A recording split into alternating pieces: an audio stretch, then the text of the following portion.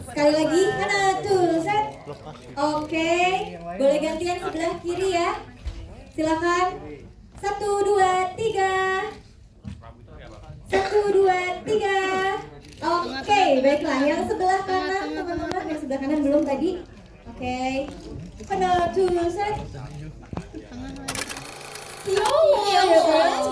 Itu kamu gimana sih caranya merubah itu dan ya memaknai peran ini? Apa yang bisa diambil juga dari karakter dia? Iya sih, aku juga tahu bahwa aku tuh sering di stereotype perannya tuh selalu badass atau enggak cewek-cewek yang emo, depresif gitu. Tapi saya sangat berterima kasih atas kesempatannya Mbak Mera dan Ko Ernest telah mempercayakan karakter dia ini ke aku gitu. Untuk memaknainya sih aku sangat belajar dari karakter dia ini. Aku ketika syuting aku merasa aku tuh belajar know when to stop, kapan aku harus berhenti.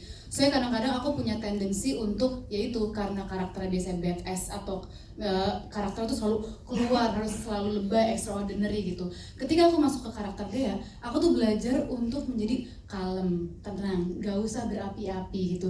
Sedangkan emang teman-teman aku di sini Kikan dan Tara tuh yang emang cerewet banget, berapi-api, ngomongnya cablak gitu. Sedangkan aku partnya adalah harus yang tenang, nurut-nurut aja, kalem gitu. Jadi aku belajar untuk kalem.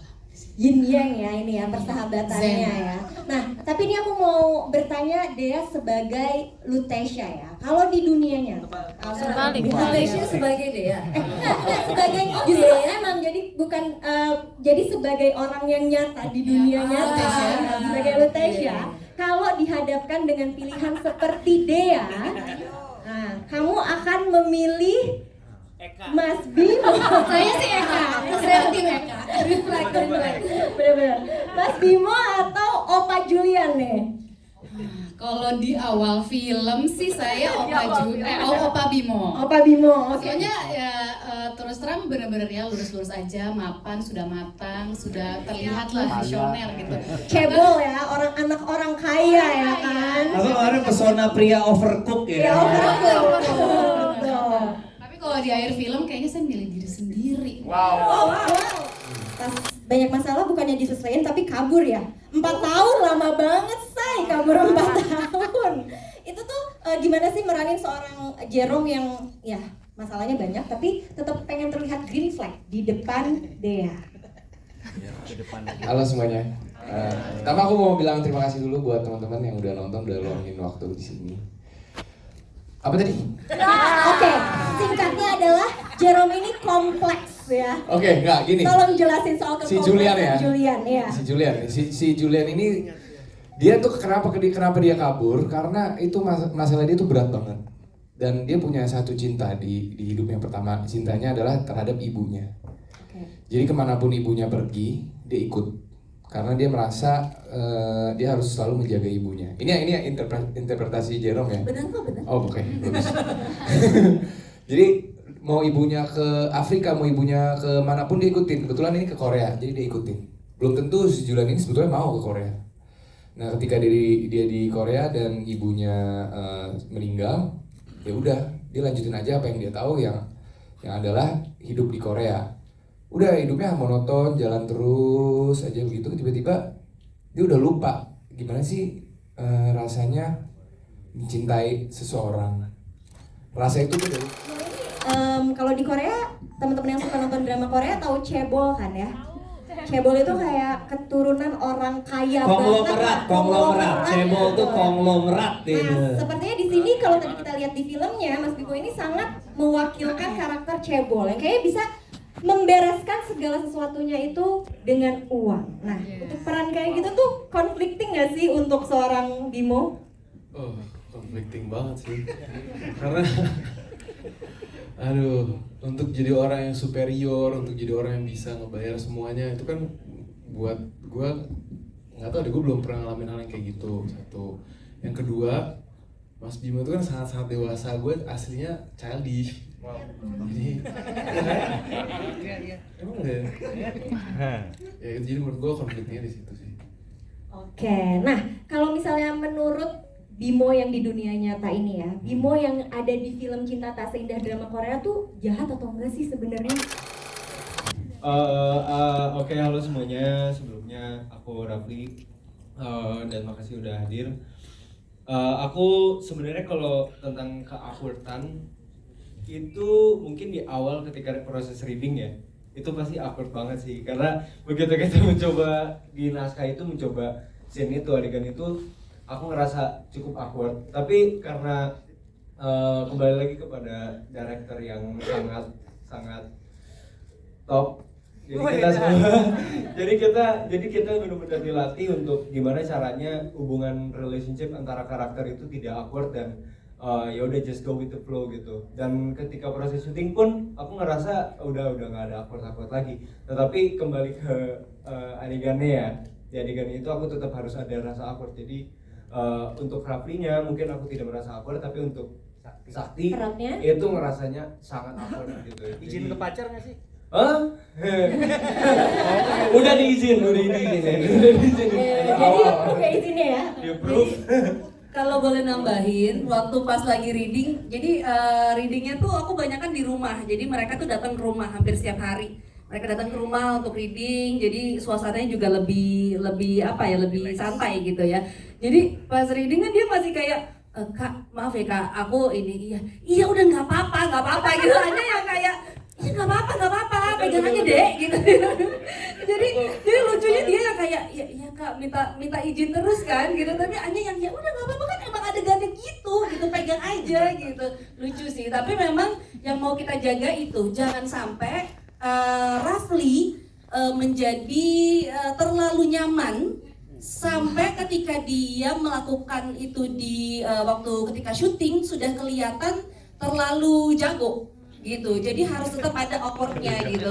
Tadi kan ngeramasin rambut ya, nanti kita bingung ya, bingung tadi kayak dia biasa ngeramasin siapa nih gitu kan, gitu ya. Kan makanya tadi kan kayak ada awkward, nah itu yang kita tetap jagain gitu. Tadinya mau belajar nyalon dulu sebenarnya. Nggak usah kan, nggak usah ya. Jangan terlalu jago, nanti banyak yang ngantri soalnya di sini. Oke, tadi maksudnya ini bulian komen. iya, jadinya kan kalau misalnya pernah kan berarti jadinya mungkin lebih mudahkah untuk pada saat berakting. Oh iya.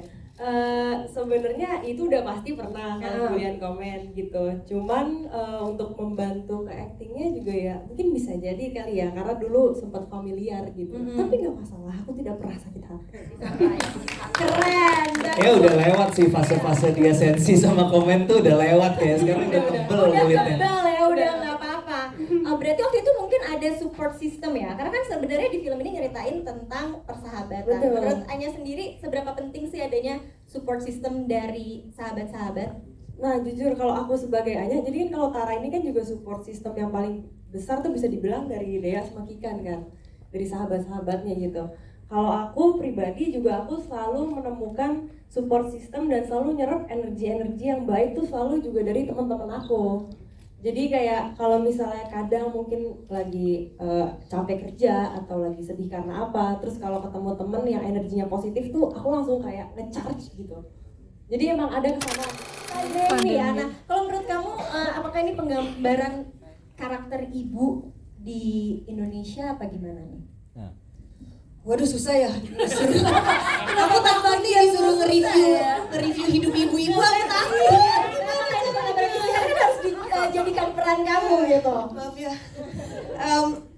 Gini, aku tuh pada saat melihat struggle-nya Kikan di dunianya Kikan tuh aku ngerasa kayak gila ya, ternyata susah ya menjadi seorang istri, berusaha menjadi ibu yang baik dan juga berusaha bisa waras menjadi dirinya sendiri gitu.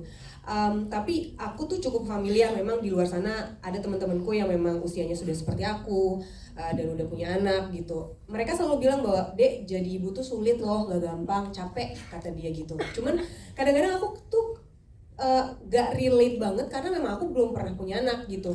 Aku gak tahu gimana caranya aku ingin ada bersama temanku untuk ngerasain capek yang sama gitu. Nah di film ini tuh dijelaskan banget bahwa alasannya tuh kenapa salah satunya untuk seorang perempuan mengalami rasa itu, stres, kehilangan dirinya, perubahan yang terjadi dalam tubuhnya yang kadang-kadang mungkin environment-nya tuh nggak tahu sebenarnya struggle-nya apa gitu. Jadi terima kasih banget buat Teh Mei gitu, waktu aku pengen jadi Kikan ini tuh aku sempet bingung dan takut sebenarnya kayak gimana ya caranya aku bisa setidaknya cukup tepat memainkan karakter ini, karena buat aku kayak penting banget untuk aku bisa sedikit membantu meneriakkan suara-suara ibu-ibu di luar sana menjadi Kikan untuk bisa lebih didengar, lebih diperhatikan lagi. Begitupun untuk mereka-mereka bisa lebih terbuka terhadap orang lain bahwa hey, gue butuh bantuan, tolong bantu gue gitu. Oke, tapi menurut aku sih kalau aku lihat itu yang bagian paling sedih adalah, walaupun aku juga belum jadi ibu, cuman pas dia ngaca itu kayak aku ngerasa sedih aja, nggak tahu karena aku Pisces ya, aku jadi nangis gitu. Princess, tapi aku ngerasa setelah aku ngobrol terus sama Teh Meira juga sharing banyak hal tentang kejadian-kejadian terjadi dalam dirinya. Aku jadinya punya kesimpulan bahwa kadang manusia itu dalam proses mencintai orang lain, kita juga bisa kehilangan cinta untuk diri kita sendiri gitu. Jadi buat aku Kikan itu kayak ngasih tahu ke orang-orang di luar sana, jangan lupa cinta sama diri sendiri juga gitu. Oh. Oke, itu Kikan ya. Nikah. Nah, tapi kan pas pacaran pada saat SMA sama nikah itu kan akan mengalami perbedaan ya. Gimana sih kamu berdua ini kayak ngebedain acting pada saat jadi anak sekolah, cintanya anak sekolah sama cintanya suami istri gitu? Pada umumnya kalau apa ya, istilahnya mengkilap ya. Kalau pada saat sekolah kita itu cuma lucu-lucuan. Cinta monyet. Bilang apa tadi? Mengkilap. Gue dengerin mengkilap. Apaan itu? Emang mengkilap? Mengkilap. Oke, Anyway, next. Jadi pada saat pacaran di sekolah itu kan lucu-lucuan, cita-citaan gitu. Nah, pada saat sudah menikah dan punya anak, kebetulan aku sendiri secara pribadi sebagai Sada sudah menikah, udah punya anak, jadi aku tahu betul rasanya perubahan tersebut gitu, dan kehidupan di pernikahan seperti apa, kehidupan dengan ada anak-anak itu seperti apa, dan benar itu perubahan yang sangat drastis gitu dari segi asmara, dari segi ekonomi, dari segi segala macam lah gitu. Jadi kalau mau dibilang beda jauh gitu. Oke, tapi di rumah suka masakin mie instan buat anak-anak? Suka karena itu doang yang aku bisa masak. Jalan ninja. Oke, baiklah kalau gitu boleh tepuk tangan untuk Far dan juga filmmaker dari Cinta Tato. Jadi baru film pertama, jadi secara secara untuk sinematografi kayak memperhitungkan harus berapa shot ya satu scene ini, itu aku banyak consult sama Ernest. Dan ketika kami reading, kami merasa scene ini tidak bisa dipecah. Ketika scene ini dipecah menjadi beberapa shot, akan mungkin mereka bisa melakukan itu, tapi mereka akan berpikir oke, habis ini gue ada cover gue nih gitu, habis lebar akan ada cover gue, jadi kayak ada mereka jadi kepikiran gitu. Kalau menurutku ketika di sini semuanya berjalan dengan organik, muka dia nggak kelihatan, mukanya Julian sama Bimo setengah hitam, itu tahu gitu ya. Mungkin kalau secara ini orang lihat kok nggak enak sih, kapan nih mau di covernya nih mukanya mereka berdua yang miring-miring itu gitu. Tapi menurutku itu kayak kita lagi nonton orang berantem di depan kita bertiga gitu, kayak seru nih sini-sini gitu, nonton orang bertiga yang which is tidak sempurna, tidak perfect. Kita nggak bisa lihat angle-angle yang sangat in your face gitu ya di depan muka kita gitu. Cuman itu yang menarik dan aku percaya banget